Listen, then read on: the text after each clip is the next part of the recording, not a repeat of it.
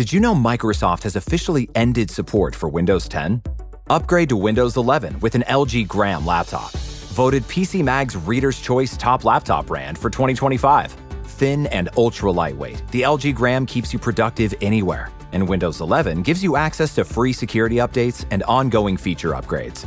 Visit lgusa.com/iHeart for great seasonal savings on LG Gram laptops with Windows 11. PC Mag Reader's Choice used with permission. All rights reserved. Happy holidays. Want to give your host a gift? Consider subscribing, rating, and reviewing the show this holiday season. It really helps the show grow. From all of us at Believe, have a Merry Christmas, everyone, and a happy holiday. Okay, so if you could erase one episode of Little House on the Prairie, which one would it be? Oh, gosh. If I could erase one episode of Little House on the Prairie, what would it be? Probably the goat, Fred. There was no purpose for that episode, really. Yeah, well, when you're doing 26 episodes a season, some of them just aren't the goat. The goat's got to go. From the heart of Hollywood, it's the Patrick Labyorteaux Show with Patrick Labyorteaux. It's the Patrick Labyorteaux Show. Patrick Labyorteaux. He's the one you gotta know. Tonight's episode, Melissa Gilbert. Patrick Labyorteaux Show. He's the one you gotta know. Okay, of course you know her as Laura from Little House on the Prairie, but I know her as the smartest girl in my class. Please welcome Melissa Gilbert. Thank you. Okay, yeah, so obviously we know each other from Little House on the Prairie. I think you've heard about it. My reference there was we did go to school on the set, and I was enrolled in some sort of new age school, and you were enrolled in Buckley, which is like a full-on great school, and you were like you were speaking French and doing math, and I was like off in a corner like making mud pies. But yeah, you've always been super smart, so I've always thought of you as like one of my smartest friends. Act 1, beginnings. So let's go just a little bit, because you're famous. Everyone kind of knows your story, but what I'm kind of interested in is, obviously you come from a showbiz family, but that doesn't mean that you wanted to be in showbiz. Obviously you did. So what was it that made Melissa, the little kid, go, I want to do this? Well, I mean, at first, I don't think it was necessarily my decision. Yeah, my family goes back multiple generations in the entertainment business. I mean, to the point where my dad's parents, my dad's mom was a trapeze artist in France, and my dad's dad was an Irish vaudevillian. And when my dad was a kid, he was shipped off to live with a family of flyers, trapeze artists in Buenos Aires, and then grew up in Ringling Brothers Circus on the trapeze. So. And they call that trafficking now. Yes, exactly. And then on my mom's side, they go way back as well with my grandfather and stuff. And it turns out, and we'll talk, if we want to get into adoption stuff later, we can. But my birth family also, my birth mother, as it turns out, was a dancer, possibly exotic. And my birth father was a stock car racer, but also a musician, and all the kids are performers on both sides of that family. So it was genetic and environmental. But I started when I was 2. So I don't think, I sat Barbara down and said, listen, I've got a plan. Yeah, I'm really tired of just sitting around doing nothing. I need a job. I think it was obvious, like we would go on the road with my dad, and I would stand in the back of whatever nightclub he was performing in, and I would do his whole act. And the audiences, they had to take me out of the room. Anytime there was a stage, I would run up and start dancing and singing and blowing kisses. And so it was pretty clear that it was in me. I was kind of born with jazz hands. So at 2, when my mom's friend said she should be doing commercials, and, this was 1966, my mom took me to my first audition, and I don't remember this. She does, because it was so humiliating, because she thought for sure people thought she told me to do this. But when we walked into the room, they took me in the room, and all the creatives, the director and everybody of this Carter's baby clothes commercial, were sitting cross-legged on the floor. And I ran past everyone and climbed on the director's lap and threw my arms around his neck and kissed him on the cheek. And my mom was like, oh, God, please, I hope they don't think I told her to do that. And I've been doing versions of that ever since. Like, I wanted to do this thing. You sexually assaulted them, and you got the gig. And I got the job. And then that morphed into just lying. Like, I would go into a commercial audition, and whatever the product was, it was my favorite. Oh, my dad uses that deodorant. I love that mustard. Whatever it was my favorite. I would lie about my abilities, my capabilities. I told people I did things I hadn't yet done just to get the part, because I loved being on the set so much. It was so much fun. I totally get that as far as being on the set and loving that, but also just because I know you, and of course we know my brother. My brother and you share something very similar but different, which is I think you both like to win.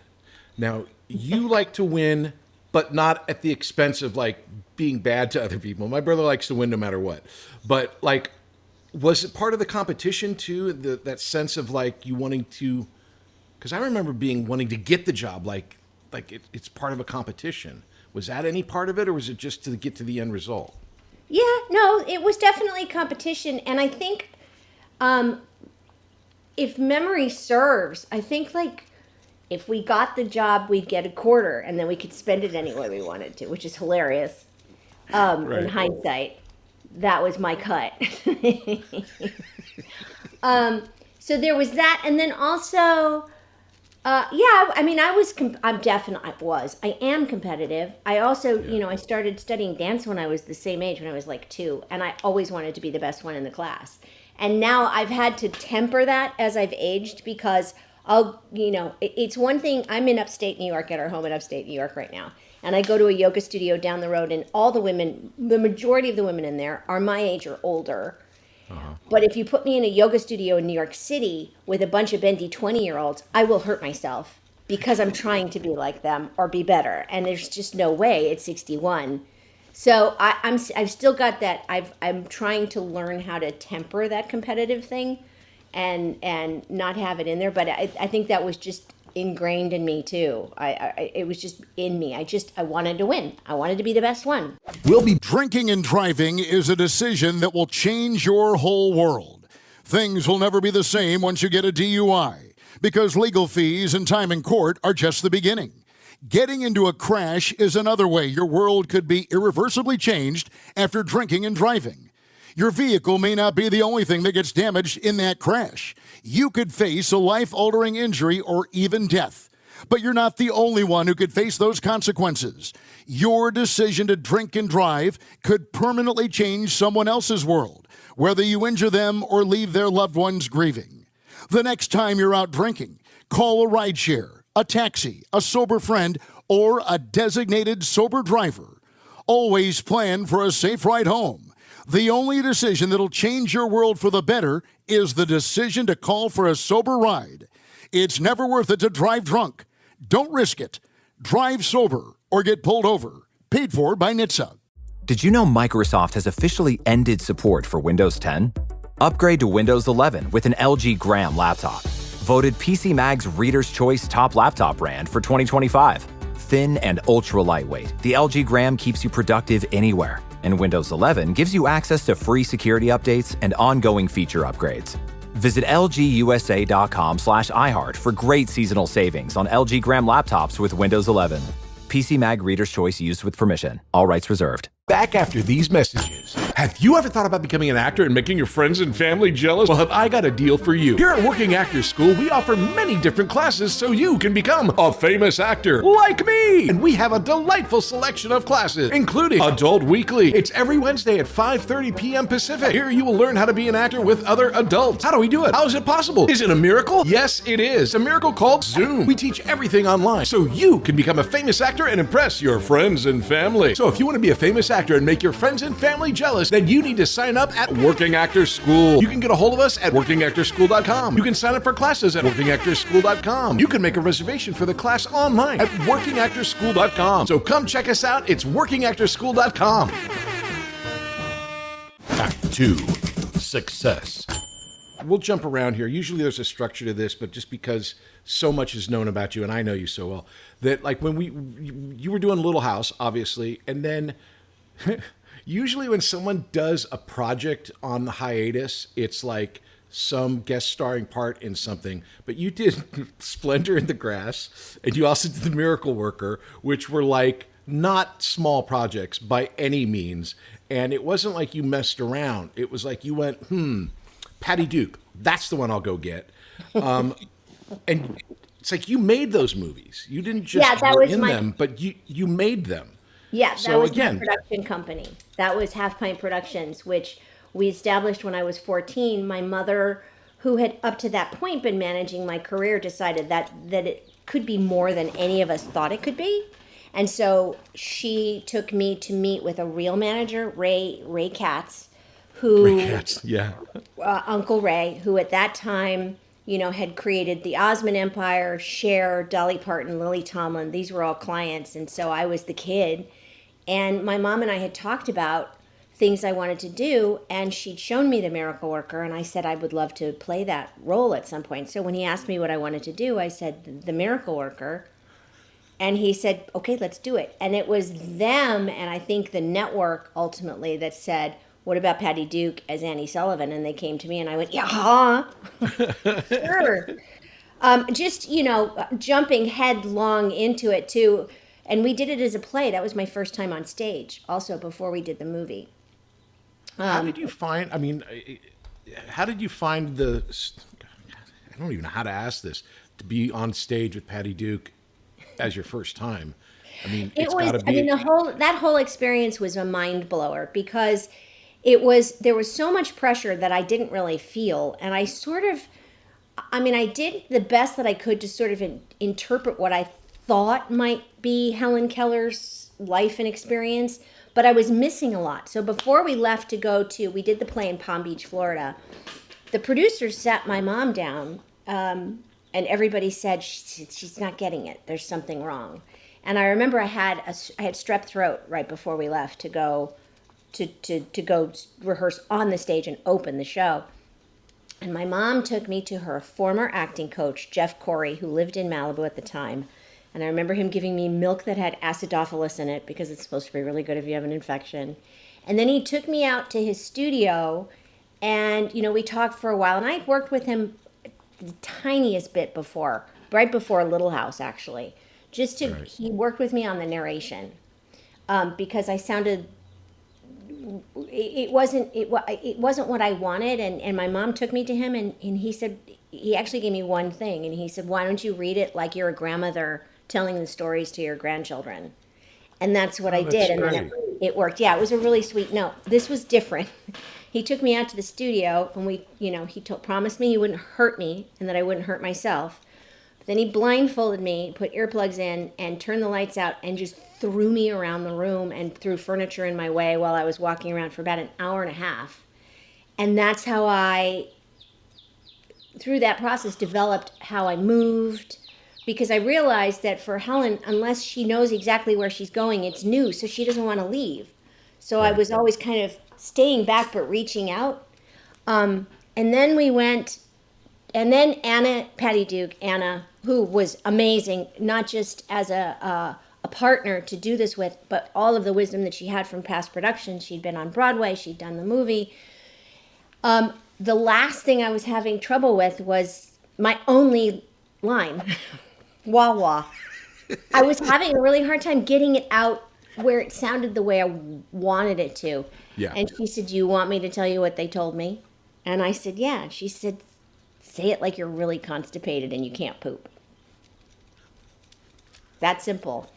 So once I got that, everything sort of fell into place. And then our first preview, they had created this entrance for me from center stage back down right to the edge of the stage at 0, center stage. And where's Helen? She's in whatever. Oh, here she comes now. And I come running down stage and stop at the edge of the stage with my arms outstretched. And the first time I did it, the first 3 rows of people stood up to catch me. And my little 14-year-old self went, "This is the greatest thing I have ever experienced in my life. They think I'm her." I got them. Yeah. It was mind-boggling. And that was, doing the movie after 6 weeks of that play it was a brilliant idea to do it that way. Because by the time we shot the movie, we'd all knew You'd exactly gotten what we were everything doing. you needed. It's like you didn't. That was your rehearsal, and of course, it's not rehearsal. It's even better because it's a full bore performance, which Yeah. you usually don't do in rehearsal because you're holding something back. But with a live audience, you're getting things that you would never get from people on a set because they're supposed to be Exactly. quiet. They wouldn't stand up Exactly. to catch you. No, and it's there's so much physical choreography in that show, especially in that big long fight in the dining room with Annie and Helen. So having the chance to do that together repeatedly and literally slapping each other across the face on stage every night as hard as we could for multiple performances. By the time we shot it, no one was intimidated. We knew exactly what we were doing. We were completely comfortable with each other, bruised and in pain, but Right. we did it. And that sort of set the tone for all of our productions. We didn't do them all as plays, but we did rehearse them like plays, and then we would perform them for the crew, because most of the time the crews don't really read what you're doing. Right. And so, or back then at least. And so we did that when we did the Diary of Anne Frank. We did that when we did Splendor in the Grass. And so that was... Well, I that mean, it was, I remember thinking back at the time, I'm going to do a Love Boat. It's like, that's my hiatus project. And then, you went off and did these movies, which, again, were super ambitious, and you pulled it off. You were nominated for an Emmy for the Miracle Worker, and then Yeah. the next year for Little House. So there's a lot going on. Staying within this acting idea here, I had a chance to work with Anna, with Patty Duke on a Karen song, a sitcom that she did. I only worked with her for a week, and she was just delightful, so warm, so welcoming, so everything. Yep. I can't imagine spending that much time that deep into a character, which was such a big part of her career. So everyone's going to ask you about Michael, but the one thing I want to ask you about Michael is you're just a baby when you were on this show. Yet, you ended up being such a good actor. What did you learn, or what was taught to you from that relationship watching Mike perform, or what did you learn from Michael as an actor? Geez, there's so much. I came into it, I was really lucky to have had the parents that I had, as far as not, so many kid actors have parents who work with them and read with them and give them line readings and make it seem like it's their way, and then they go and it's different and they can't adjust and it makes you uncomfortable, and you're looking at your parents but you're doing it differently and they don't want the parent around anymore. It can get prickly, as you know.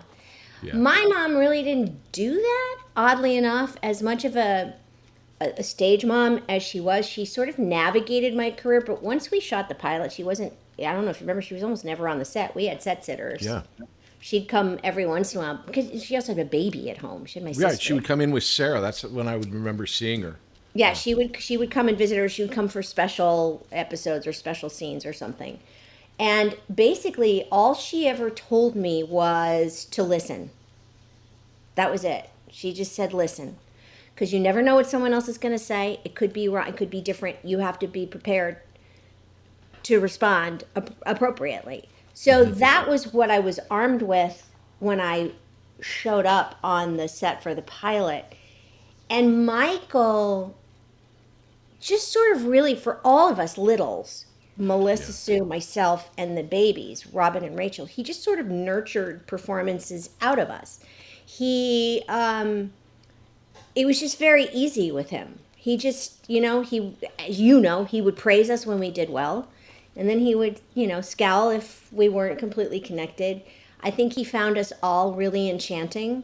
And he hired kids who were very natural, intentionally. So we didn't come in with cuteness. We came in with just a kind of grounded. And at the time, I just remember thinking, boy, this is the best game of dress up any girl ever played. Yeah. It was just fun, It wasn't a job. Well, it's amazing that you say, I think what's really smart about it was with Barbara telling you to listen, it seems, if you're not an actor, it seems like, oh, that's just simple, advice. But it's like some of the best advice you can ever give or teach or understand as an actor, especially, and it helps when you're working with someone that's giving a performance like a Michael Landon, where if you're listening and you're watching Michael's performance, I don't care who you are, if you're a foot away from Michael and he starts crying, you're not going to do anything but lose it, right? Yeah, It's exactly. like every scene I did with Michael was like so much better than every scene I did with anyone else, because you like you say, if you listen, your brain and your mind and your face do all the things that it needs to do because you're watching him emote for real. Yeah. And I would love to have asked him at that point, because obviously he was the classic guy that would be able to tell a joke up to marker and then be crying over the loss of something and be as true as possible to both things. Yep. And so when you're working on a show like this and you're growing as an actor, when you get to the point of the show kind of being over, what did you see for what you wanted after Little House? Because this had been your entire life. It did double your life. It definitely had. I had already, and make no mistake, I also did a Love Boat for the Miracle Worker and all of that stuff. Okay. I had established my company, and I knew I kind of wanted to continue in that direction. I was a little bit rudderless for a while there, trying to figure out where I wanted to go and what I wanted to do. Also reveling in the freedom of once I got over the grieving process of saying goodbye to everyone we were working with and letting go of what I thought my life was going to be for years and years and years more. Then I just was really an active 19-year-old, getting into trouble, doing things I shouldn't be doing with people I shouldn't be doing them with. I was very involved in my social life, and that sort of, I was doing other jobs, and then I got my first feature film not long after that. Sylvester, or was it something? Yeah, okay. It was Sylvester. Who, again, with Richard Farnsworth, is just such a... I never met him, but his son Diamond was our stunt coordinator on JAG, so I knew his son. And I loved his son, but I never met Richard. I would imagine what a guy he was. A gem of a human. Just a gem of a human. An absolute down-to-earth, salt of the earth. Everything you would imagine him to be was exactly who he was. Kind, conscientious, funny, hardworking, generous. He was great. And that process, I had to go through that whole audition process and back and forth. And the director we were working with was very difficult and didn't want me, and made it very clear and actually told me flat out, I didn't really want you for this, but the studio pressured me into it. So here we are. We're going to cut your hair off. We're going to change everything about you. And I was like, wow, he really doesn't like me. And it was my first time on location without a guardian, which created lots of mischief, to say the least, although I did work my butt off. And, I had to train for months before with the horses and learn how to do not just the regular horse stuff, but then all of the eventing Olympic horse stuff.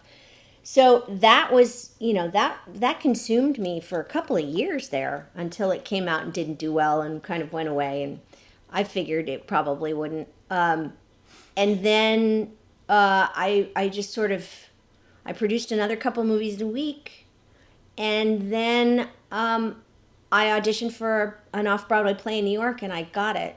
And so I shucked my whole life and moved to New York to do a Shane and Madel, and that, again, changed everything. Terrified me, but changed everything. And there I was at 22, living on my own with my cat and my dog in New York City, and completely unprepared to live on my own entirely. Completely. Like I didn't. Yeah, this is like when you moved out, and I remember you moved out. It was a big move. It was past the pool. It was all the way in the back of the yard. And you had like a little guest house out there that was a sweet, sweet setup. You were driving your station wagon, so you were a bitchin' looking chick in a station wagon. And you were dating like guys like Rad and Rob and all these cool dudes. And it was like, yeah, you had the full-on Encino life. But I mean, still, you're still super smart, so you could figure it out. But it's not the same. Big brave, yeah. 18 years old, I moved 18 feet from my mother's bedroom.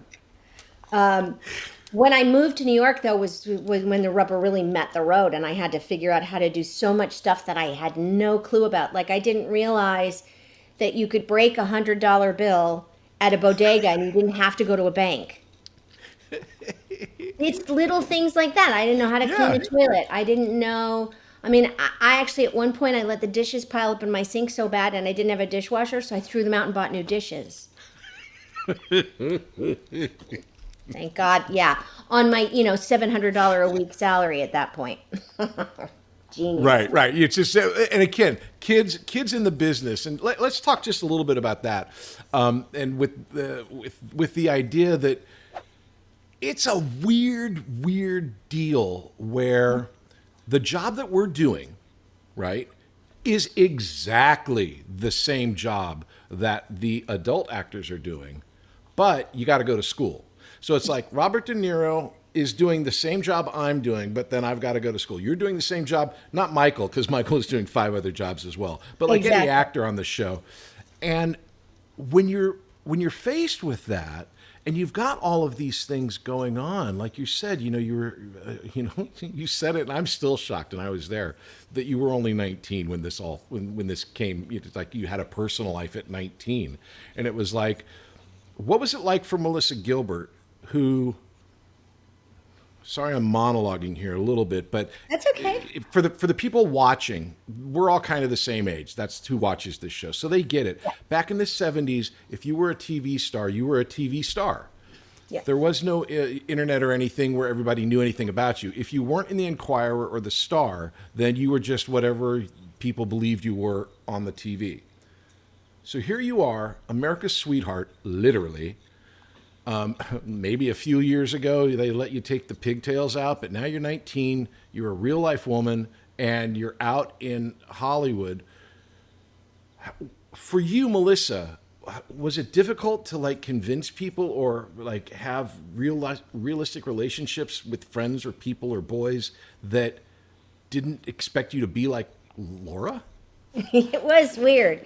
I think people still almost into my 40s, always kind of half expected a 12-year-old to come in with a fishing pole, and gingham. And that at that time to me felt like a weakness. Ultimately, it ended up being a strength because the shock factor of, wait a second, she's a full-grown adult with really, with opinions and ideas that are smart and work was something that I used to my advantage, certainly later on. At that point, though, it's weird for kid actors too, because I think there's 2 ways we grow up. We either grow up super sheltered and don't know how to do things like wash dishes, or super overexposed and exploited. And I actually think that's where the big problems are with the kids who, who grew up, as they say, too fast and, Allison said something that I thought was really smart, and I'd never thought about it, which was we all had other kids on our show. Little House was known. In fact, all the kids that I keep talking to from the 70s acting always wanted to be on Little House. mainly because there was a bunch of kids on the show. It wasn't just one kid amongst a bunch of adults. And so I think that helped us. That definitely helped us. And also, our set was as kid friendly as a set could be at that time.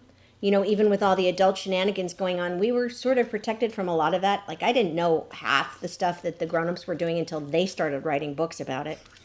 Right. I knew there was like a cooler of beer and there was hard liquor on the prop truck. And the cooler of beer was next to the cooler of soda, which was next to the waters, but whatever. We were encouraged to be kids. I don't know if you even consciously were aware, but like if they needed us to get rid of energy, if we were too energetic, they'd hand us a frisbee or a football or a baseball and say, go play. If they needed us to be quiet, they'd hand us a board game or backgammon or sewing cards or looms, and we would sit still and just play quietly. I was played. You were played. They were really cognizant of our behavior also. And I had food restrictions. You guys had health issue food restrictions. Yeah. And, but Michael really didn't want us kids eating sugar. It was kind of a thing that, it was impossible to get Allison to stop eating sugar. But the rest of us were encouraged not to eat sugar, and all the adults were watching out for us too, because give a kid a Coca-Cola and you got a hyperactive lunatic for an hour and then just crashing sadness the rest of the day. And you could see that with the guest star kids who would come in sometimes and they would just fly around the set because they weren't in that type of zone that they had I didn't realize that we had been trained like that, but yeah, I totally get it, because it was a very chill set relative to what you're saying with the time. I look back on that, and I had a really weird circumstance with you and Allison and the whole group. A couple of years ago, we did a convention, and we all went to the smokehouse, and we were all having dinner, and you and Allison started singing a song, the Siriaki Seafood Mama song. And I was like, I freaked out because it was like, that was a song that was from my childhood. And then I go, oh, right, this chick is from my childhood. It's like we were kids. It's like, oh, right, that's how long I've known these people. And so you grow up together and you see I watched all your different adventures, and, Rob would come to the set and you guys were boyfriend, girlfriend before he was Rob Lowe. And it was like, that's Melissa's boyfriend. And then he becomes Rob Lowe and it becomes something different. Or you get married or you get divorced, or you get married or you get divorced, and like all these different stories. But it's like, when it comes down to it, we were just kids. Yeah. I wanted to, before we get out of the kids area, you and I were both adopted. Yep. Not connected adopted, but you were adopted, I was adopted. So is my brother, so is your brother, and then you've got a mixed family with Sarah. When you were saying that your mom, your biological mom, which I didn't know you'd found, was also in the movie business, I found my biological mom, who was a adult film actor, and she was an actress back in the day. My dad was an actor. They'd come out to Hollywood to be actors, and then I was put up for adoption. I think from what I've read, you were adopted rather quickly. I was adopted rather slowly. And I found this book called The Primal Wound, which talks about being adopted and how for me, it was like I was 9 months before I was adopted. So I was training myself to gain attention and to figure out situations as a child to get a hug or to get love or whatever it was. Did you find, with that type of idea behind it, did you find that your being adopted affected your acting in any way or your life in a way that would be because of that? I would say, and this is on me and the environment I grew up in, because I internalized a lot of this and wasn't able to really voice it until much, much later in therapy as an adult. But I knew that being adopted was great and special. My family talked about how special it was. My mom, one of the first books I learned how to read was called The Chosen Baby, and she crossed out all the names and put our names in the book. And so I thought they wrote a book about me. I mean, there was never a day where like all of a sudden they said, by the way, you're adopted. We always knew it was just part of the fiber of who we were. But I took it on myself and didn't share because we didn't share feelings much. that I always had a thing in the back of my head that if I didn't do everything right, they would give me back. Whoa, that's a lot to carry. That's a lot to carry. And, you know, it was sort of like ingrained. And then also because because we didn't talk about things, everything was such a mystery. Like when my parents split when I was 6, it was just in the car one day, my mom said, Daddy's not going to live with us anymore, but everything's going to be normal. And at first, my first thought was, how is that? And then I just thought, well, they know. Of course it's going to be normal. But it wasn't. Right. But right. I kept saying to myself, this is normal, the new normal, I guess. And so it was just, things were not discussed, or we didn't dive into stuff. It was just a kind of a given. I'm getting married again, and you're going to have a stepbrother and a stepsister. No, how do you feel? Everything, you want to talk it out? Should we go to counseling? It wasn't until years later that we started having, that my step siblings, Patrice and Joey, had to go to therapy. But we were all considered fine because I never expressed any of it. I never said, I'm not comfortable. I just glared a lot. So the adoption thing was a thing. I think I'm well over it now, but there was always that little thing in my head. That's not a little thing. I mean, Yeah. because I was raised in the similar way of, my origin story of being adopted was always what I understood. So to me, it wasn't any weirder than coming out of my mommy's body. It was just, that's what you knew. It was just sort of the way it is. But there was always for me that big, well, I wonder what my parents look like, or I wonder what their story was, which is why I decided to find, and then sort of said, oh, wow, what a great, interesting story. Yeah, I did after my first child was born, because I assumed we all looked alike, because we have the same mannerisms, my whole family. And then Dakota, when they brought him up to my face, when I saw him for the first time, I went, oh my God. He had my eyebrows and he had my lips, and I'd never seen anyone that looked like me. And then I realized there's got to be more. And then when I started searching, I found out that my mother, who was not a porn actor and not an actor, she was an exotic dancer. As far as I know, she wasn't in porn. And my birth father, they were each married to other people and had 3 children each, and ran off together and conceived me on a motorcycle trip in the desert. Explains a lot. Wow. Yeah.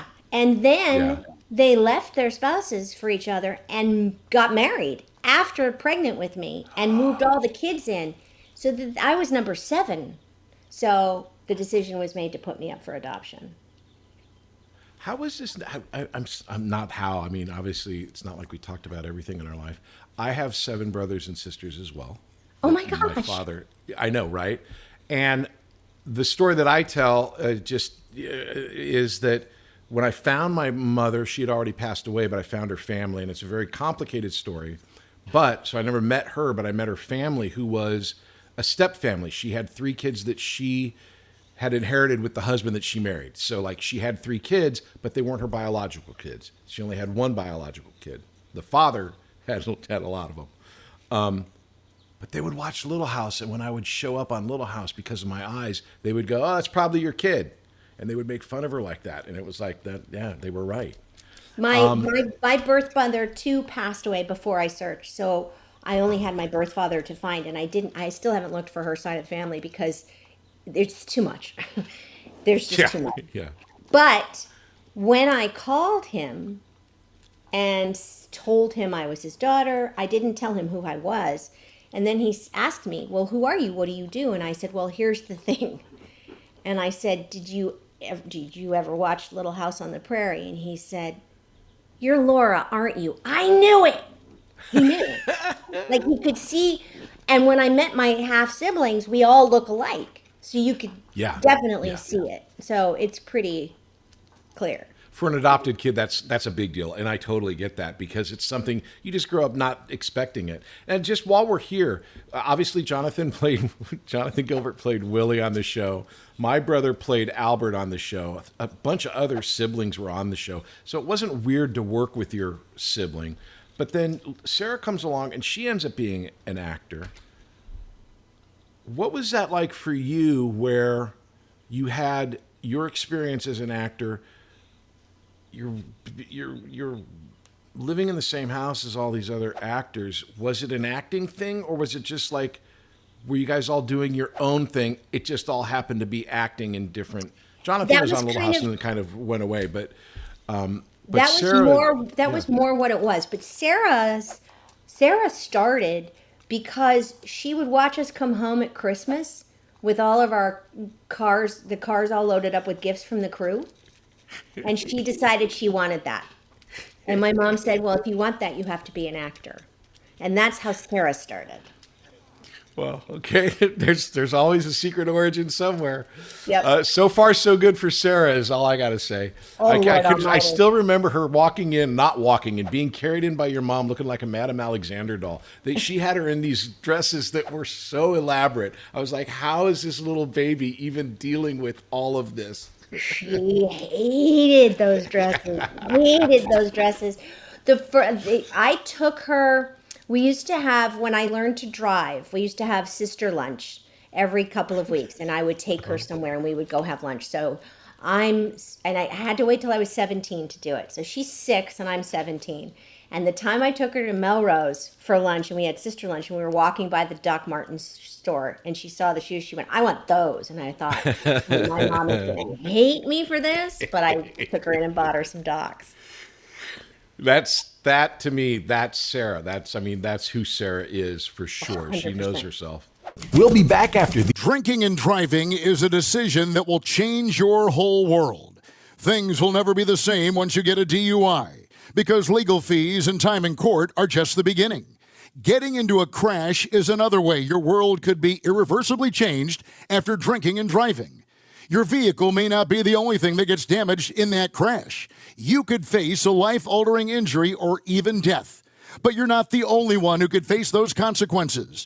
Your decision to drink and drive could permanently change someone else's world, whether you injure them or leave their loved ones grieving. The next time you're out drinking, call a rideshare, a taxi, a sober friend, or a designated sober driver. Always plan for a safe ride home. The only decision that'll change your world for the better is the decision to call for a sober ride. It's never worth it to drive drunk. Don't risk it. Drive sober or get pulled over. Paid for by NHTSA. Did you know Microsoft has officially ended support for Windows 10? Upgrade to Windows 11 with an LG Gram laptop. Voted PC Mag's Reader's Choice Top Laptop Brand for 2025. Thin and ultra lightweight, the LG Gram keeps you productive anywhere. And Windows 11 gives you access to free security updates and ongoing feature upgrades. Visit lgusa.com/iHeart for great seasonal savings on LG Gram laptops with Windows 11. PC Mag Reader's Choice used with permission. All rights reserved. These messages. Hey there, I'm Patrick Labyorteaux, and I've been an actor since I was a little kid, so I know what it's like to be a little kid actor. So I have a class here called Youth Weekly, and that meets every Tuesday at 5:30 p.m. Pacific, and it is an awesome class if you are young and want to learn all about acting. We have a great set of kids, and it's taught on Zoom, so you can do it from anywhere. You can do it on your phone, you can do it on your laptop, on an iPad. It's awesome. I've had kids take a class while they were in the car coming back from soccer practice. I swear to you. So if acting is in your blood, come to workingactorschool.com and check out the Youth Weekly class every Tuesday at 5:30 p.m. Pacific. I'll see you there. Act 3, present day. Okay, so you're doing this acting thing. You finally come off a Little House. You're kind of wandering around the industry with all of the things that you're trying out, the plays and whatnot. I wanted to ask you. This is in my notes. This just shocked me that I said I have to share this with you. It's like, holy shit! I don't even understand it because I'm a guy. But here you are. You starred in a movie called Killer Instinct. You played Lisa DeVito. Mm-hmm. Here's how they describe it on IMDb. Oh, God. Woody Harrelson stars in the story of psychiatrist Lisa DeVito and her battle to save a tortured man whose past has turned him to violence. One tragic incident seals his fate and shakes Lisa's faith in her profession. They don't even mention you, and you're the star of the movie. And I'm like, What? I mean, address it, I guess, because I can't. I don't know. But is that for real? It's probably a combination of things. It's probably because Woody Harrelson became a movie star, let's put his name first here at IMDb so we get more eyeballs, and maybe a little patriarchal also. Woody was great to work with. We had a blast. I had a perfectly lovely time making that movie. I was just curious because it was like I was looking at your credits and I'm like, oh no, okay, and I just couldn't get over the fact that they don't even mention the famous Melissa Gilbert. You did Stand By Your Man with Rosie O'Donnell, which was a sitcom, and just your thoughts on. I mean, Michael Landon was the gold standard of episodic drama television. He could knock one of those shows out in 5 days and it'd be great. No one on Netflix can seem to make more than 6 episodes every year, and it takes them 4 weeks. Yeah.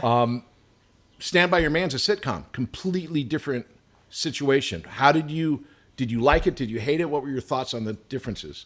Oh my God, I loved it. I so wished that show had run longer, but it was in the beginning of Fox, had just become a network. So we were one of the first shows, and then Barry Diller brought us, or they brought us in, and we started the show, and then Barry Diller came in and he redid the whole slate and canceled us. We were doing pretty well. For me, the real sort of judge of whether or not I could do this was my grandfather, my mom's dad, because he created The Honeymooners. He wrote the D. Martin roasts. He was a consultant on all of Gary Marshall's shows. Harry Crane's a legend. Harry Crane's a legend. So when Papa Harry came to a taping, and Papa Harry was not an effusive human. He used very few words, and he chose them in fact, he was the one after my 400th movie of the week, and I said, did you watch? And he said, I'm getting tired of seeing you stare pensively out a window. That's so hard. It's so hard. It was right. He said, I need to see you in a road picture, like a buddy picture, like a cop something. But when he came to the taping of Stand By Your Man after that episode, and we went out after to grab a bite, and I said, so Papa Harry, what did you think? And he said, kid, you got chops. And I was like, oh man, that's huge. Yeah, I mean, you could make a good argument that he invented the sitcom. I mean, basically, more or less, yeah. I mean, they created. It was a skit that was on his show that they spun off. So, yeah. That was figuring all of that out was not. They were a sketch on the Jackie Gleason show. And here's something I just learned recently. You know the famous Lucy and Ethel candy conveyor belt chocolate scene in I Love Lucy. They originally did that on the Jackie Gleason show in a sketch with Art Carney and Jackie Gleason. My grandfather wrote it. So when Lucy did it, they had to pay my grandfather a royalty because it was his sketch. Classic. I'd never heard that before. Me neither. My mother, bless her heart, just told me maybe 2 weeks ago. Oh my God. So, okay. So you did enjoy the experience on a sitcom. Did you and Rosie get along? I mean, I don't know Rosie. Rosie and I got along great. We still get along great. We, it's like sisters when we run into each other. We don't see each other as much as we'd like to, but we got along really well. Rosie did not get along with anybody else. She got along with the actors, but the whole production team, it was new for her, and she was very tense. A League of Our Own either had just come out or was going to come out. This was her first foray into television. I thought she was hilariously funny, but she clashed a lot with the producers and the writers, and so I became the buffer. So she would tell me what she needed, and then I'd go. That's not surprising. Surprising. You're always the peacemaker. I took on the mantle of moderator quite easily. So, okay, Batman, Barbara Gordon, I gotta love because I love comic books, so shout out. You did Sweet Justice with Cicely Tyson. Only in your career am I going, yeah, you did Sweet Justice with Cicely Tyson. Good job. Okay, moving on. It's like, what people don't understand is any one of these episodes of any of the shows that we've just talked about would be a massive hit in today's standards. It would be on the front page of like, I can't believe 25 million people watch this show. And back then it was like, good try, kid. Maybe next week you'll get 28 million. But let's go to SAG. You become SAG president. And I have in my notes here in caps. Why? Why would you do this? I still can't really tell you why. I mean, I can sort of. I had promised Richard Masser, because when he was president, they did a solid for me. They showed up when I sued the National Enquirer, and they were there in the courtroom with me every day. And so I said to him, if you ever need me, call. And of course, the call came, and he said, will you run for the board of directors? And I did. And I got elected. And on my first board meeting, this group there was like 2 factions in the guild, still are.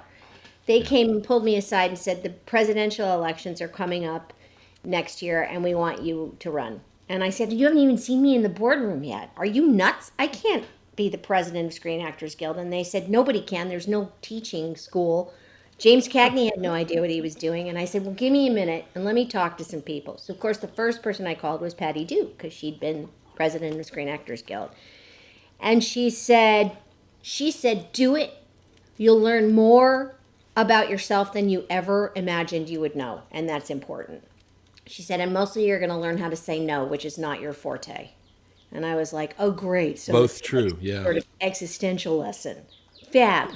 Then I called, oddly enough, I called Warren Beatty.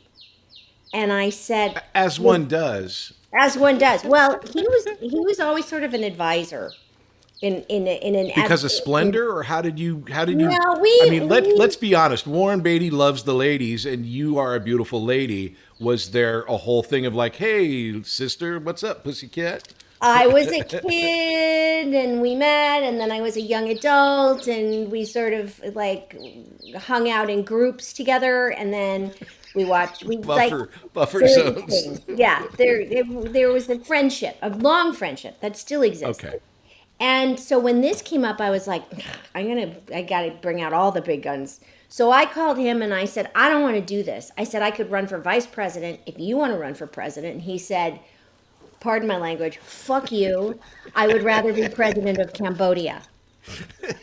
And I was like, well, great. He said, you should do it. And I said, why? If you want to be president of Cambodia, why do I need this job? He said, again, because you're going to learn so much about yourself. It was like this constant. So I thought, you know what? Why not me? I talked to my agents. I talked to my managers. Everybody went, we don't know enough about it. I was like, will I ever work again? They said, we'll see. Yeah. And so I ran, and the rest is history. And I served 2 terms for 4 years. And I learned more about myself than I've ever known in my life. I also negotiated a $200 million contract, which is now a $1 billion contract in today's money. You were a good president. I mean, I can say that as a member. You were a really good president because you did everything you could to be moderate on the fair side. You didn't find your own ideas precious. You cared about the actor, which I really thought was a good way to look at everything. Our goal was to get as much as we could without a ramp up or a work stoppage whenever possible. That was we had just come out of the 2000 commercial strike. A lot of that work had not come back. People were in a lot of pain, and I wanted to keep us working as much as possible with an eye toward the future. And merger was a part of that. We were the second step on the road to merger, and ultimately it did happen, which is a good thing. And I learned a lot about the industry. I met a lot of really fascinating people and had some really amazing experiences that I wouldn't have had otherwise. And I'm really glad I did it, and I'm glad I only did it for 4 years. And I feel like I walked away relatively unscathed, so that was good. I've never experienced that kind of antagonism before, though. Boy, there's a whole faction of people in that leadership at that. I know the names. I won't mention the names. I've worked with a bunch of those names where they're just like, just slow your roll, dude. Just calm down. They hate me. They hate me. But yeah. whatever. It's. We could talk about SAG-AFTRA for forever. I'll sum it up by Well, saying. let's go. Let's transition from people who hate you. This is Okay. something to people who love you. I will get this wrong, so I want you to kind of take my lead here. You've told me a couple stories where it's like all of a sudden Melissa Gilbert is approached by, I don't know, Snoop Dogg or somebody from NWA or someone who watched Little House, and all of a sudden you're friends with someone that you would never have believed that you would interact with. Is that a correct way of saying that? I mean, I don't know who It is. I It's forgot so- the guys you were telling me about, but it was like, how did you meet them? It's like, well, they came up to me. They watched Little House. Yeah, it's odd. We were kind of a cult favorite in the industry and in different industries where people would go, "Don't tell anyone, but I watch your show all the time," or "I watch the reruns constantly."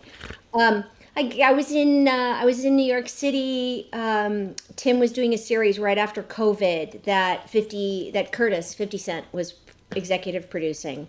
And they had a screening at the Soho House of the first episode to launch it. And Nicki Minaj was there. And I'm just, kind of like sitting by myself. And the next thing I know, someone grabs me and drags me over to Curtis and introduces me to 50 Cent. And he goes, "Oh my God, Little House on the Prairie." And Nicki goes, "What?" Wait, this is so not our demographic, I thought. But something also happened during the summer of COVID. And I noticed, I was watching it kind of unfold on Instagram. During that summer of all the racial unrest following George Floyd and Breonna, all of those horrible incidents, people discovered episodes of Little House like The Wisdom of Solomon. And with Todd. the ones with the all of the stories about marginalized people and people of color, that the way Michael had told them, giving them this extraordinary humanity and purpose and telling the stories in a very raw way. And all of a sudden I'm reading, all of these people going, "Wow, Little House was woke." Megyn Kelly, be damned. And it's true. I mean, I learned stuff, about those struggles and issues shooting the show in the 70s. We were telling the stories of the 1970s through the lens of the 1870s. And there's There's a Jewish guy telling the story of a Christian family. It's not like it was hidden, but people tend to just gloss over what they want to gloss worked over. on that show. There were Jews. I'm Jewish. Mike's Jewish. There were gay people in the cast and crew. There were people of all different stripes, religions, ideas, ideals, nationalities, all coming together to do that show. It was a very diverse group of people that worked on that show, and a lot of our stories were told. And I think that's part of why it's still appealing today, because so many of the stories still don't have the resolution that we want them to have. So we have to keep staying aware of who we were and who we are and where we want to go as far as being inclusive, kind, generous, open, accepting. Well, what I loved about the stories back then and still obviously today, and the way that Michael tells stories, is it's all about love in the sense of what does your heart tell you? Is it right? Is it wrong? He's not dogmatic about anything. Is it fair? Are they good people or bad people? There's no judgment. It's just what is right. What needs to be done if there's an injustice out there. And I think during COVID, people found it. I mean, obviously I've been doing the conventions, you do the conventions, but it's like you're a convention all by yourself wherever you go. But I need to be surrounded by Little House people before people go, "Oh yeah, you're on the show." But people found it in COVID to rewatch it, and because there's so many episodes, they could really dig in. And it became this huge thing until we finally had this 50th anniversary, which was out of this world crazy, like 17, 20, 100,000 people. I don't know. It was a lot of people. I think it was 25,000 people came to see me last year. And I watched Tim bring you tea and try to tend to you, but it was like he was a medvac working with someone in the trenches because you were seriously at your table with a line of women without question. Not one of them wasn't sobbing, waiting to hug you and tell you that you were the most important person in their life because my mother had cancer, I have cancer, or I lost my child, or like, and I kept going, how? Because Melissa, you are one of the most, what's the word when you care for things? I'm such an actor. When you care, when you have emotion. Compassionate. Thank you. Yeah. You're empathetic. You're so empathetic that you're like a sin eater. You must have been exhausted. Well, also, Tim was there being extra mindful too, because I just had neck surgery a couple of weeks before. So I really wasn't supposed to be hugging anyone. No, I just had an artificial disc put in my neck. And it was like 3 weeks, 2.5, 3 weeks. And so I really wasn't supposed to be hugging anyone. And my immune system was a little depleted, so I really shouldn't have been breathing on people. And I was like, what am I going to do? This woman just came up to me and told me that her father beat her as a child. She's crying because Little House was an escape. I have to at least pat her on the back. I was exhausted. I was completely depleted and stupid when it was over. I actually went on my way to... I went and stayed at my sister's for a couple of days after, but on my way back into LA proper, I stopped off at Leslie Landon's place, Leslie and Brian Matthews, and Mike Jr. was there. The family was there, and I hung out with them, and I was like a zombie, just dumb, just bleh. I can't imagine, because again, obviously, I get all the benefits of the show without any of the responsibility, and you have all the responsibility of being everyone's avatar into that world and into that experience. We'll be back after these messages. Hey, I'm Patrick Labyorteaux, and I play an actor on TV, and I've been doing this for a long, long time. And I know what it's like if you are in a class with people, and sometimes you just want to have that one-on-one connection with the person that you're working with to go over, I don't know, a particular scene, or maybe you have an audition, or maybe you just want the privacy to try stuff that you don't really know is going to work and not have anyone look at you. Well, I have the perfect solution for you. It's called One-on-One with Patrick Labyorteaux. You can book your time at workingactorschool.com, and it's just me and you for an hour going over whatever it is you want to work on, breaking down the script, talking about character, figuring out your intention, the spine of the scene, everything that goes in to making a dynamite performance. So if you're interested in acting and want that one-on-one personal attention, check out One-on-One with Patrick Labyorteaux. You can find all the information you need at workingactorschool.com. Act 4, questions. We're here in the questions, and we're going to ask you a couple of questions. First question, these are Tina's got to know. It's my wife. She had came up with this list of questions. So okay. Tina's got to know. First question is, that showbiz. What is the most Hollywood moment in your life? I'll try and condense this story as much as possible. I had an agent, Michael Black, who was at CAA, and he was, or ICM. He was also Rob Lowe's agent. We were together at the time. So Rob had done The Outsiders with Patrick Swayze. Patrick Swayze was doing a show at the Beverly Hills Playhouse, a dance show. And Rob couldn't go because he was shooting St. Elmo's Fire. And so Michael and I went to the show and saw Patrick Swayze. And then after, we went to Spago, where we were met by Rob and Andrew McCarthy.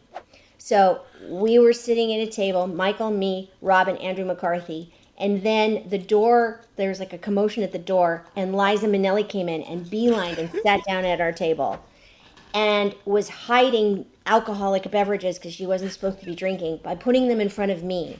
So at one point I had 4 wines and three screwdrivers in front of me. And then her sister came in, and Liza was like drinking under the table, and Lorna Luft was there. Then there was another commotion at the door, and Michael Jackson came in, and he came and sat at our table. And in the meantime, I keep looking at Rob going, what's going on? Please, I have to go. I want to go home. I'm scared of all of this. And he goes, no, just sit here. We're going to be okay. And so we finish our meal, and Wolfgang's bringing us pizzas that he's made, and he's sitting down, and people are hovering around. Michael Jackson is not saying a word. And then We finish our meal and we're trying to figure out where to go. And Michael Jackson, only thing he says the whole night, "You can come to my house. I got a llama." And I leaned over to Rob and I said, "I really have to go home now. You have to take me home." And Liza goes, "No, we're going to Sammy's." I figured Sammy's is some after-hour club. Michael Jackson leaves. We go to Sammy Davis Jr.'s house. The evening will not bloody end. Liza's wasted. I'm at Sammy Davis Jr.'s house, and I'm going to end it with the final story, because there's more, but this is the pièce de résistance. I'm now separated from my group. He's screening a Soldier Story, and every African-American actor in Hollywood is in the screening room, and people are like wandering about. And I go upstairs to the billiard room, and Sammy's in there making drinks. And I got the courage up, and I walked over and I said, "Mr. Davis." "Yes," he says. I wish I could imitate him, but I can't. I said, "I think you know my grandfather." And he said, "Oh, really? Who's your grandfather?" Because I'm sure he hears stuff like that all the time. And I said, Harry Crane. And he goes, "Hesh! What are you drinking?" So he makes me a drink. He goes, "Hey, you want to play pool?" And I said, "I'm sorry, I'm really bad at it. I don't think so." He said, "I have one eye. You'll win."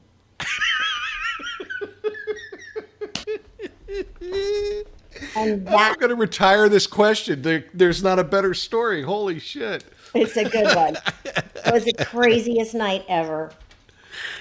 Oh my gosh. And that, there's no topping that. Okay, so question number 2. That's Showbiz Part 2. What's the most embarrassing Hollywood moment in your life? Most embarrassing Hollywood moment. Most embarrassing.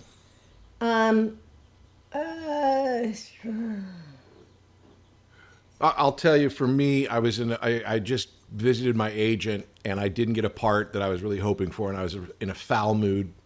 So I get in the elevator and there's this big heavyset guy running down with a bunch of scripts waiting for the elevator, and I just didn't hold the elevator for him because I was being a jerk. And as the doors close, I see it's Francis Ford Coppola running towards me. And I'm like, I could have been on an elevator with Francis Ford Coppola.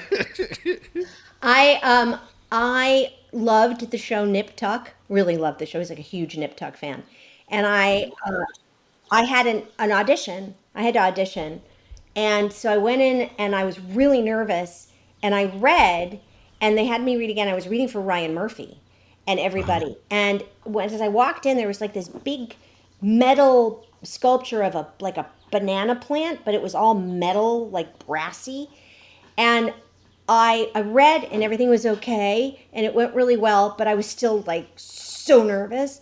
And I got up, and as I was backing away, I was saying, "Thank you so much for having me in. I hope this works out. If it doesn't, I'm still going to be a fan. I'm always going to watch." And I turned and I walked right into the sculpture, knocked it over, cut my face, and I got up going, so sorry. And, the thing's going, wow, wow, wow, wow, wow, wow, wow, wow, wow, wow, wow. And I picked the plan up and I walked out, and I thought, oh my God, I'm such an idiot. There's no way. And I get in the car and my agent calls and says, "You got the part. You need to go do makeup. They have to make a cast of your breast right away." And I was like, but I didn't even know what the whole story was. And I said, what's the I know the dog has bit my nipple off, but why? And he goes, "'Cause you put peanut butter all over your body and let the dog lick it off when your husband's out of town." I was, oh no. I can't believe I said I wanted to do this. Okay. And that was it. I guess they must have liked my klutziness. Oh my gosh, that's the second one I can't ask anyone else. Okay, show me the money. Number 3, show me the money. What would be your biggest missed financial opportunity? Now, I'm not looking for numbers, but like, oh, I got it. No, it's right. It's like, okay, it's great. there. I see it all the time. When I lived in New York the first time, when I was doing Shane and Madel, and I was a newlywed, I had a brand new baby boy. My then husband, Bo, and I were living in a brownstone on West 12th between Washington and Greenwich in the West Village. And it was a 4-story brownstone. And we lived on the bottom 2 floors, and there was a floor through to a courtyard with a giant tree and a garden in the middle of New York City. And the people who owned it said, we're thinking of selling, and would you be interested in buying? And I said, well, how much? And they said 1.2 million. And I was like, I think we might go back to LA. The place just sold for $25 million. Oh, that's so painful. As soon as you mentioned Brownstone, I'm like going, oh, this is not going to be, yeah. Brownstone with the tallest tree in Lower Manhattan in the back courtyard. I'm not a New York guy, but I can respect that. That sounds beautiful. Okay, show and tell. Number 4, show and tell. As a teenager, what is the favorite poster that you had in your room, and how'd you come to get it? I didn't have posters in my room. I had in my locker at school, but I was rarely there. David Cassidy, Scott Baio. Sure. No accounting for taste, I guess. Hey, Scott was a different guy. We did a whole show with Scott, and Scott's a super professional guy, and I think he's hysterical. Just don't agree with some things. Some things, all things, most things. Yeah. Not big on the posters. I liked antiques even when I was a kid. I'm weird. Like what? I liked antiques. Okay, good to know. Showdown. What is the best thing you've ever done and the worst thing you've ever done professionally? Kids obviously is professionally. Like, what are you the most proud of as far as your work? And like you go, I really was horrible in that. The Miracle Worker and the last Little House movie, Bless All the Dear Children. No, that was Bless All the Dear Children. No. I call it They Blowed It Up Real Good. I don't know the real name. No, not the bloated up one, which was okay. It was we did 3 movies and we did one where someone kidnapped baby Rose, and I just was like, at that point, first of all, I'd already been married to Dean Butler for many years, and I was just not it was not my thing. And so, and then they gave us a kid, and I'm like 18. Yeah. And I checked out. I just walked through the whole movie. That is interesting. Like I tell a quick story of on JAG, it started off as an action adventure show, and then we ended up as this courtroom drama type of thing because production and everything. And for you as well. I mean, you started off, Little House was about a girl's adventure in the prairie, which is why I loved it. I watched it because it was like, oh, that girl's my age and she's doing all this cool stuff. And then you end up like, it's like 30 something, like 1830 something. It's like where it's like just sort of like a lifestyle show where you've got a kid and you're trying to teach, and it's just a different show by then. Yeah. More coffee, Manly? I wanted to be Pa, not Ma. Oh, that's for sure. You were more Pa than you were ever Ma. Okay, no show. What part did you want but didn't get? I wanted but didn't get recently or historically? Anything. Like, what's the thing in your head that goes, oh, I really wanted blank, but I didn't get it? Oh God, now I can't think the title of it, but I auditioned a few years ago for the Jeremy Allen White, Zac Efron wrestling movie. Oh, right. Yeah, I know what you're talking about. The Iron Claw. Iron Claw. And I can't, obviously, I'm so, oh God, it's just one of those brain farts. Can't think. Maura Tierney got the role, and she was brilliant in it. But I really, really wanted that role, and I worked really hard on my audition, but didn't work out. Yeah, it's always difficult. As a producer, you also know that sometimes, I was just explaining this to my class, that when they cast, they're casting the people they want. They're not casting the people that, they're not judging your talent. And no, and you really have to hard. look the right, age. Yeah, it's like what they're filtering for as opposed to... Yeah, there's so much more to it. And, I was disappointed for a day, and then I was over it. Because if you can't handle rejection, you can't be an actor. It's not, no. And that's why my brother doesn't do on camera anymore. He does voiceover because it's like he just didn't want to put up with walking into the room going, oh, Albert. Yeah, like, well, okay, righteous great. Though. If you don't want to do, if you can't and it's not your thing, don't do it. I happen to just let it roll off my back like a duck. Let's 2 more questions. Okay. Show Me Again. What's the movie you rewatched the most? The movie I rewatched the most. It's kind of a toss-up, and probably there's a couple. Jaws, Giant, and The Exorcist. I wouldn't normally follow this question up because those are great choices, and I totally get it. But because of who you are, I'm guessing at some point you've met Steven Spielberg. Is that right? Oh yeah. Okay. Do you ever ask him about Jaws or talk to him about Jaws? No. He called me in for a general meeting when I was in my early 20s, I want to say, and we just kind of hung out and played video games. And then I also did a preliminary reading of Always before they actually cast the cast. So I did The that. Holly Hunter role? Yeah, I did that reading, fully knowing that I wasn't going anywhere with it. But I think he just wanted to get a bunch of actors together to hear it. Right. Very cool. Okay, well, final question. Show me some love. What's your favorite performance of mine?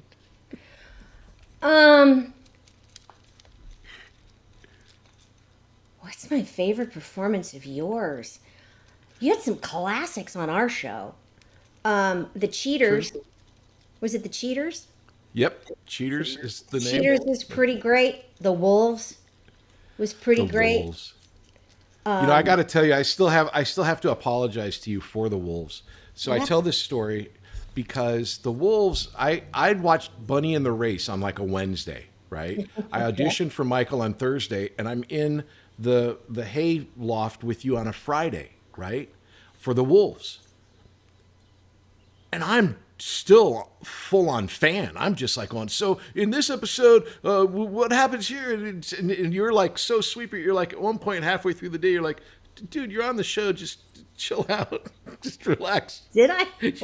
Yeah, but you did it in the nicest way. But it was like, I was basically just harassing you. And again, as you remember, I wasn't that bright of a kid. Nice guy, but not that bright in the sense that I went around after that episode and said goodbye to everybody. And again, it was you. It was like, but you're in the next episode. Leaving. Like, what? You're not leaving. Where are you going? No one had told me that I was going to be on the show. They just said I was doing the show, and I thought I was doing an episode. So yeah, my apology for being an idiot. I think, as I recall too, didn't they? There was a kid for a hot second that got fired, right? What I understood that was not an easy thing to do on our show, but he had to have been horrid.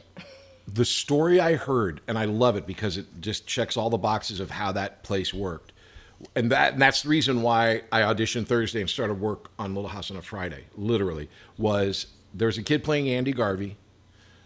Mr. Edwards moved away, so they moved in even a bigger guy with a bigger beard and his family. And the kid who got the part was eating. And as you remember, I think it was Thursdays, Fridays, it would be lobster, steak and lobster, right? Yep. For the crew. Steak and lobster. And I heard that this kid said, not steak and lobster again, as Michael was walking by. Yeah. And like, I pictured in my head, like as Michael's walking by, him looking, and by the time he gets to the end of the table, the kid's been fired. Because that's not the way Michael worked. Michael didn't have a trailer. It was that, and he didn't know his lines. I remember that. Well, there you go. That's never going to work. Nope. Epilogue. Tim's a huge deal. He seems like a really great guy. I got to meet him. You guys moved and you're living in this upstate area. You're getting back to kind of like your roots, which was in Simi Valley. I mean, it's weird to think that a TV star grew up on the prairie, but certainly not the prairie. There's no hills in the prairie, but Simi Valley is definitely rural. And you've got Modern Prairie now. You're doing this thing where it's kind of like, what is it? The Dr. Strangelove, embrace the mom. It's like you've kind of embraced the whole prairie thing, and you're doing the Modern Prairie thing. Was all of this combined, or did one thing lead to another to get you to where you are now? And what was the motivating factor? It definitely wasn't a plan. We moved up here. We moved to New York City to work, and we knew that we needed to have an escape from the city. So we found this dilapidated hunting cabin, which we began to convert to have as a weekend getaway. And it became livable right about the holidays of 2019. So when COVID hit and we locked down up here because we weren't going to stay in the city.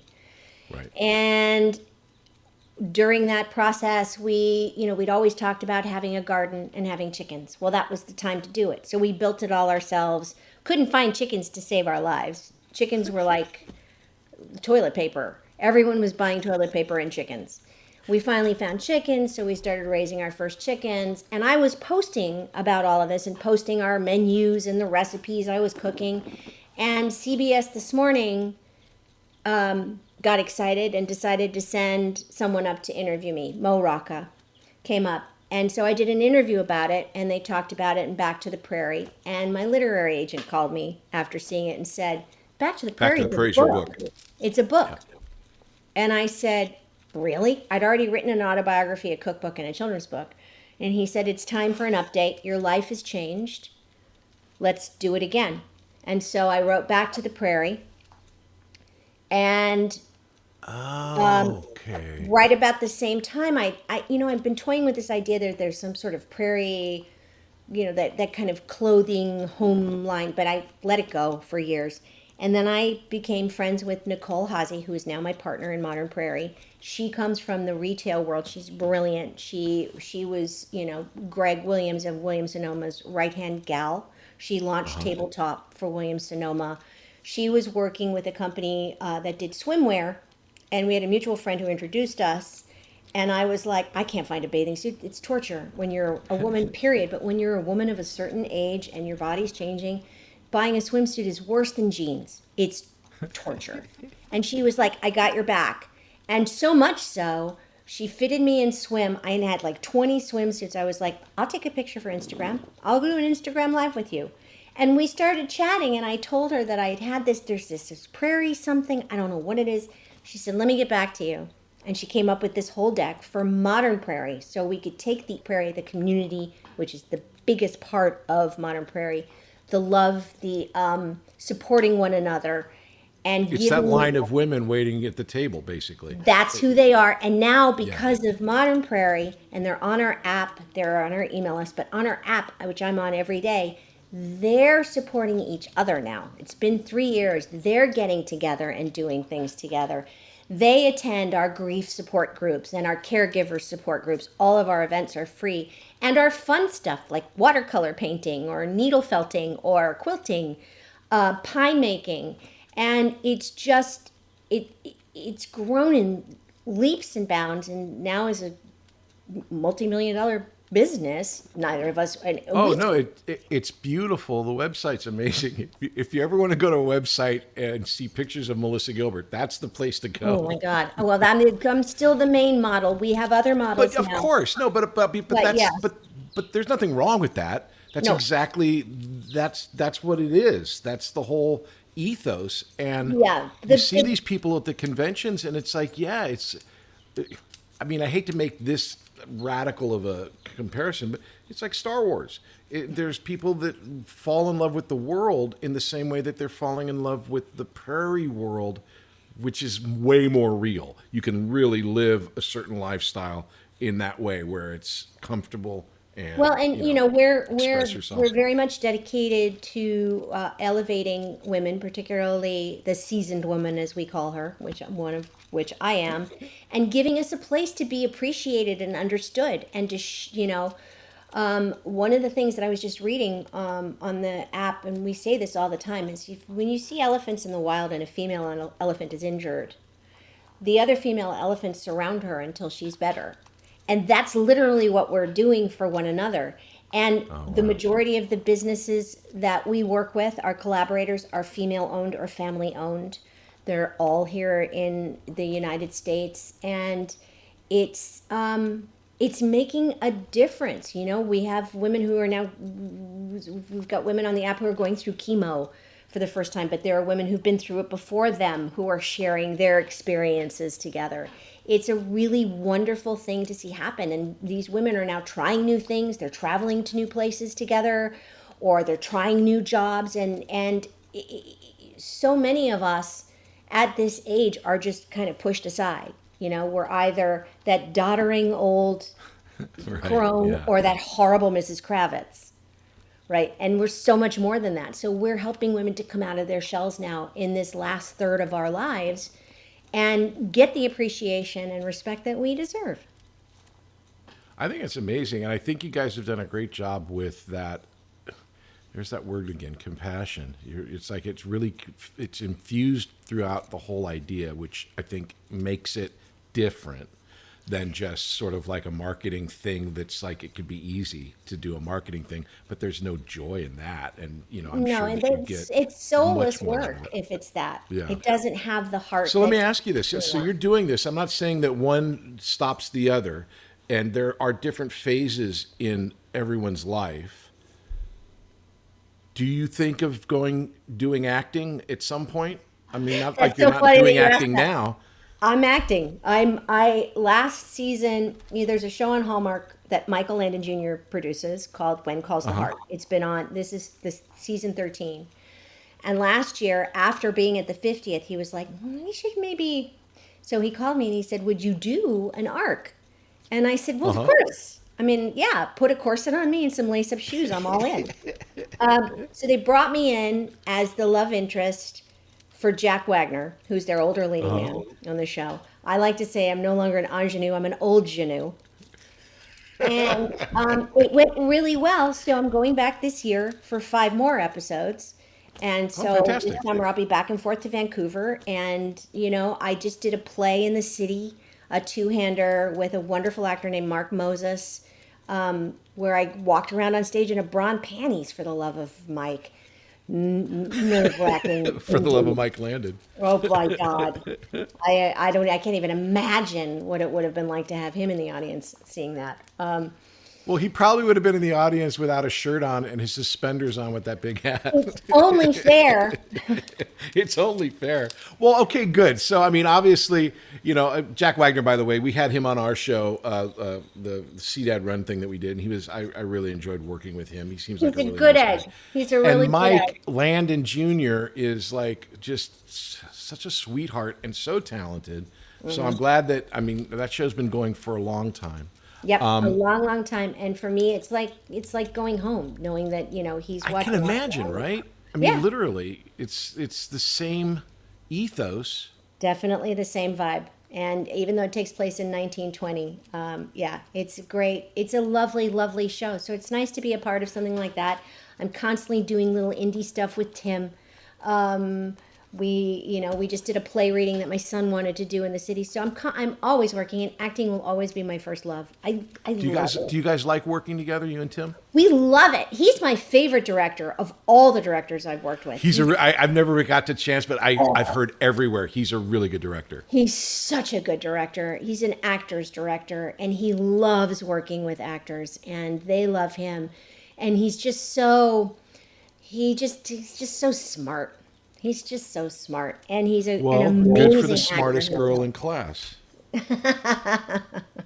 Exactly. I married a smart boy. Melissa, you've been delightful. Thank you so much for taking your time. I know today's been a very busy day for you. Many, many congratulations, but thank you so much. Anytime. This was a blast. I loved it. It was really fun. It's the Patrick Labyorteaux Show. Patrick Labyorteaux. He's the one you gotta know. Hey, everybody. I'm so glad that you're enjoying the podcast and checking it out. It is an audio podcast wherever you get your audio podcast, and it's a video podcast over on YouTube. My socials are all patrick.labyorteaux, and that is on Instagram, on YouTube, on TikTok. I'm everywhere. If you want information on the school, you can go to workingactorsschool.com. We have classes going all the time. It's a lot of fun. I suggest you check it out. Hey, we'll see you next time. It's the Patrick Labyorteaux Show. Patrick Labyorteaux. He's the one you gotta know.